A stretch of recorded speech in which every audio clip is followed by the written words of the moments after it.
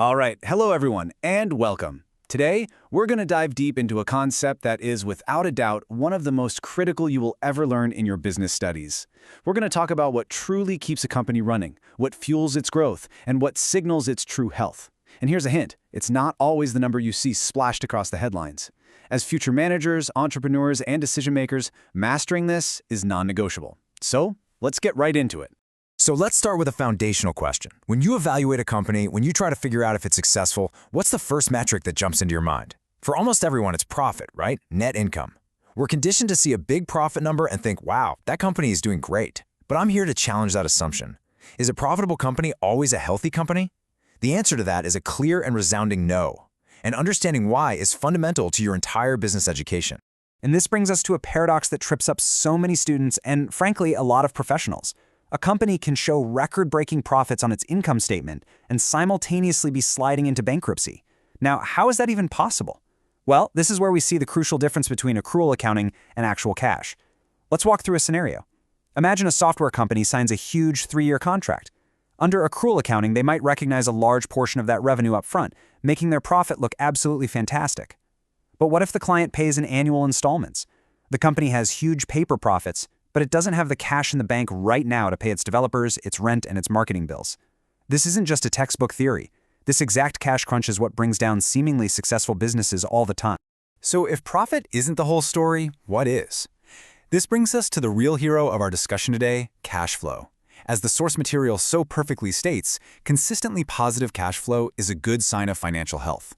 I want you to think of it this way. Profit is like the final score of a game. It's an important summary, for sure.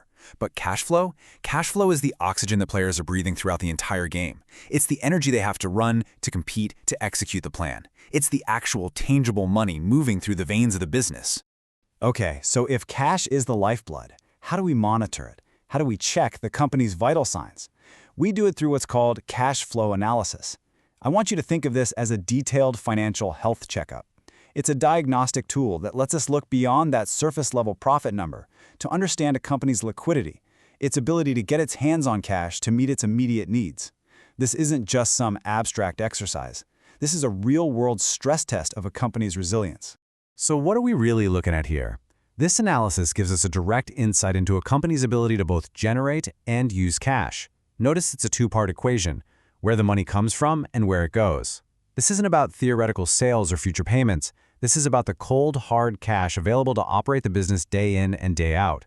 It directly speaks to a company's short-term viability. Can it make payroll this month? Can it pay its suppliers on time?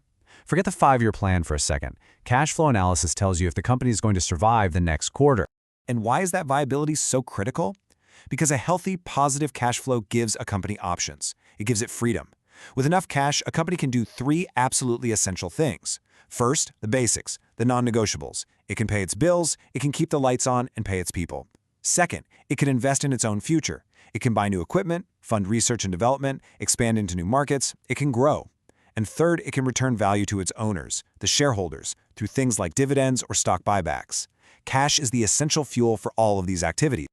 Okay, so we've established the what and the why. Now let's move to the how. How do we actually measure cash flow health in a practical way? Let's open up the Analyst Toolkit. And I want to be clear, these are not just tools for finance majors. If you are going into business in any capacity, marketing, operations, human resources, you need to understand these fundamental metrics. So let's look at the key indicators we can use to get a clear picture of a company's financial pulse. We're going to focus on 3 specific indicators. Think of these as 3 different diagnostic tests that help all stakeholders, that means investors, lenders, employees, and you as a future manager, to assess the true sustainability of a business. We're not just asking if the company is doing well today, we're asking if its operations are structured in a way that allows it to survive and thrive for the long haul. And here are our 3 key metrics. First, operating cash flow. Second, free cash flow. And third, the cash flow to debt ratio. Now, the names might sound a bit technical, but the concept behind each one is actually very logical and intuitive. Together, they paint a comprehensive picture of a company's financial story. So, let's break down each one. First up, operating cash flow, or OCF. Now pay close attention, because in my view, this is the most important, purest measure of a company's health. OCF measures the cash generated only from a company's normal core business operations. For a restaurant, that's selling food. For a car company, that's building and selling cars. It very specifically excludes things like cash from financing or investing. It starts with net income, but then it crucially adds back non-cash expenses, like depreciation. Why? Because while depreciation reduced your profit on paper, no actual money left your bank account. So to get to the real cash picture, we have to add it back. A strong and positive OCF is the ultimate proof that the core business model is fundamentally sound and generating real cash. Next, we move to free cash flow, or FCF. This is an incredibly powerful metric that builds directly on what we just learned. You start with your operating cash flow, and then you subtract one more thing, capital expenditures, or CapEx. CapEx is the money a company must spend to maintain its current asset base, things like replacing old machinery, upgrading technology, or repairing buildings. It's the cost of just staying in the game. What you have left over after paying for those necessities is the truly free cash. This is the discretionary money that management can use for exciting things, to expand the business, acquire a competitor, pay down debt, or reward shareholders. A company with a high FCF has tremendous strategic flexibility. And our third key indicator is the cash flow to debt ratio. This is a wonderfully simple but incredibly insightful solvency ratio. It takes a company's annual cash flow from operations and compares it to its total debt. It answers a very direct question.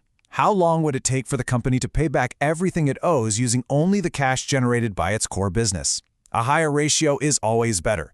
It signifies lower risk and a stronger ability to handle its debt, especially if the economy hits a rough patch. Think of it as a financial safety net. It gives you a great sense of a company's long-term resilience. So we've walked through the definitions and the calculations, but let's bring this all together. Let's talk about why this moves from theory to reality and why it's so critical for you.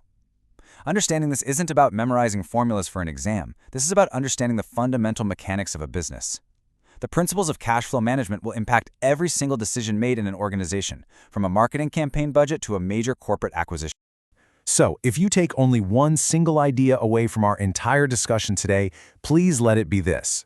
Profit is an accounting opinion, but cash is a fact. While profit is an important piece of the puzzle, a consistent, positive cash flow is the ultimate, undeniable sign of a sustainable, healthy, and resilient company.